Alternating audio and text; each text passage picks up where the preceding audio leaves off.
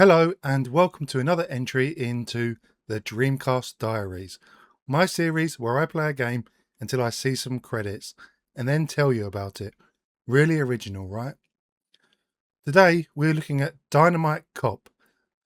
Dynamite Cop was released for the Sega Model 2 arcade system in Japan in 1998 and later in the US in 1999. It then saw a wider Dreamcast release worldwide throughout 1999. Dynamite Cop is actually the sequel to Die Hard Arcade. In Japan, Sega did not have the licensing rights for Die Hard, so Die Hard Arcade was released as Dynamite Decker. So in Japan, this game is known as Dynamite Decker 2 and elsewhere as Dynamite Cop. That's a lot of dynamite I've just thrown around. The game kicks off with this awesome cutscene. We're informed that modern-day pirates have hijacked a cruise ship holding many hostages inside, including the president's daughter. They make it clear that although saving the hostages would be nice, the main priority is the president's daughter. Which president? Doesn't matter. It's also interesting that they felt the need to highlight these are modern-day pirates, just in case you accidentally thought they'd be wielding cutlasses and flintlocks. The game's manual gives us a little more insight into the story. I won't read all of it, but here are some highlights. Captain Bruno Dellinger were rudely awakened from your mandatory 3 hours of sweat-drenched, flashback-having, war-ridden nightmares you call your beauty sleep. A band of modern-day pirates has taken control of the world-famous Bermuda cruise liner. They are heavily armed and dressed like Bluebeard the biker. The president's daughter is among them and in need of some major life-preserving. You wipe the crust out of your eyes, brush those pearly whites, and suit up. You make sure not to forget your monkey sidekick, Banana. He happens to be your good luck charm and goes over great with the chicks. So I guess that filthy monkey on your shoulder is your twisted idea of a sidekick. The entire room breaks out in laughter, stands you. These guys don't seem too supportive of your choice in partners, and your monkey just peed on your back from all the commotion. Award-winning stuff.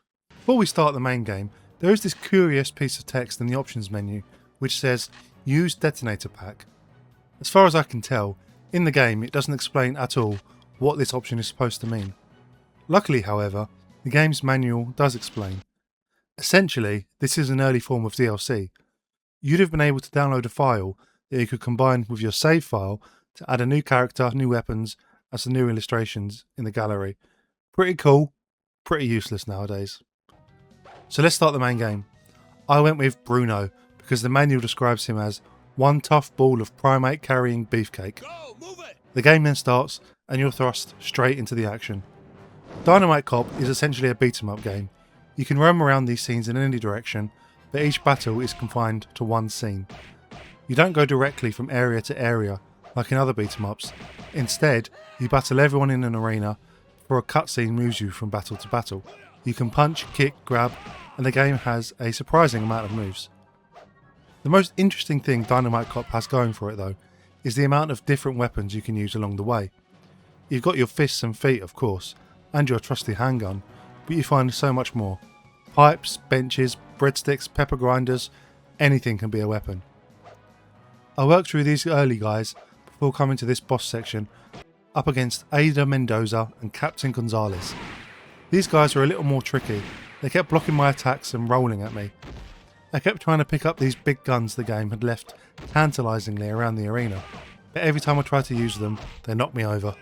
Getting through these, we then treated to another cutscene, this time depicting the final boss, Wolf Hongo. He is trying to find the president's daughter and has no idea she is hidden in a suitcase in that very room. Hurry up with that bomb! And where is that girl? Find her and bring her to me. Fighting the next group of enemies, I threw chairs and desks at them before picking up this plate of apples, which proved very effective. The spear was pretty good too, but obviously nothing beats a good Granny Smith. Some scene transitions feature a QuickTime event. I think success or failure in these can sometimes change which route you take, but I'm not sure. They're pretty satisfying though when you get them right, with these slow motion shots. Next up we're in some kind of beauty parlour, where the obvious weapon of choice is a mannequin head on a stick. Swing that thing around and take them all out. Who cares that the bad guys have twin Tommy guns? You've got a hair sample. Next up is a battle with this bear guy in a little cabin. It's not a particularly difficult fight because being so close to him means you're constantly grabbing him, so there's no chance for him to get in a hit. We then progress to the dining hall. That means baguette swinging time, of course. Not to mention throwing cake. I also died here. When you lose health, you slowly lose more and more of your clothes. Luckily, arcade game on a console, infinite lives.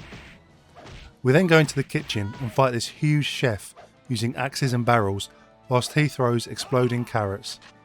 This is starting to feel like a dream. I'm also wondering why we are fighting this chef. If these are pirates, correction, modern day pirates, who have just boarded the ship, why was one of their priorities sending a chef to the kitchen? I'm thinking at this point Bruno is just going to attack anyone in any room and find out who were hostages and who were pirates later on. Wolf Hongo then starts blowing up the ship. We sneak through some vents to reach a warehouse where I found these wooden boxes which hold inside some treats like machine guns and axes. These pirates really don't know what they're up against. They also lack a consistent style, but hey, these are modern day pirates after all. We fall through to this freezer room where we fight two big crab guys with hunks of meat. They kept grabbing me and throwing me around, and the meat was quite slow, so it didn't turn out to be that useful. Throughout the levels you can sometimes find power-ups. When you get all of them, your attacks start to produce some fire. Ooh. After beating these guys, we ride a conveyor belt out into what I presume is some kind of engine room. During this fight, flames come through the middle which can burn you. Luckily, I found this huge missile weapon which seems to produce a miniature nuclear blast, sending the enemies straight to the top of the screen. Amazing. Because the creators of this game seemingly had no rules, suddenly a kraken pulls you through a gap into a room and you now have to fight a kraken. He's actually not that hard, he just sort of sits there and slowly turns around. He doesn't seem to be able to hit you at the sides, so you can just stand there beating him up until he dies. I still died, too though, of course. We then escape the ship as it's exploding, swimming towards the escaping pirates. How did we know the pirates escaped? And how did we know they had the president's daughter with them? What about the thousands of other hostages on that ship? Doesn't matter, we just fought a kraken. We follow them to their island hideout. This thing they're keeping in a cage here, I think is a reference to the amount you could get in Golden Axe. After beating up these guys, we then end up in this strange death room, fighting tribesmen. Let's not focus too much on the design of these guys, or the fact that when you kill them they split into two clones and resurrect. We escape this room and end up in the Pirates Tavern, I think, with a slot machine in the corner. These guys were no problem, and I had my gun. We then approach a ship where we have to fight off a few more baddies to save the guy that's been tied up. When you go to release him, huge plot twist. He is actually one of the bad guys. Oh no. Mask Di Pedro is quite tough, as he can replicate a lot of your moves and takes down your health very quickly. Eventually I got him, and then it's on to the final boss, Wolf Hongo himself. This is how the manual describes Wolf Hongo. This ex-hippie turned international terrorist is one bad mama jamma. While being extradited to America, his plane went down over the Bermuda Triangle. Because his body was never recovered, many believed him to be shark food. He has since been cited leading the Caribbean crew in their pirate activities. Known for his dirty fighting and foul BO, this terror of the seven seas takes more hostages than sours. Yikes, now we know we have to beat him. The manual wasn't wrong though, he is one bad mama jamma. If I was playing this in the arcade, I would have no chance without spending a lot of credits. He keeps teleporting all over the place, can attack at range and up close, blocks a lot of attacks and deals a lot of damage. Infinite lives though, so with little perseverance, I beat him. The president's daughter thanks us in a very creepy cutscene. Thank you for saving my life again. We then escape the island and seemingly accidentally blow up their entire hideout. Oops. The credits then roll over a job well done. This game has a few other little bonuses.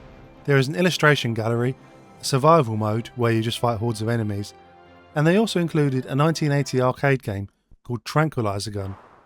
I don't know why they chose this game specifically, but I suppose it is a nice little extra. Dynamite Cop is a pretty fun arcade beat 'em up. It doesn't take itself seriously at all, and with the wide range of weapons, the cheesy cutscenes, and the wild cast of characters, there's a lot to enjoy here.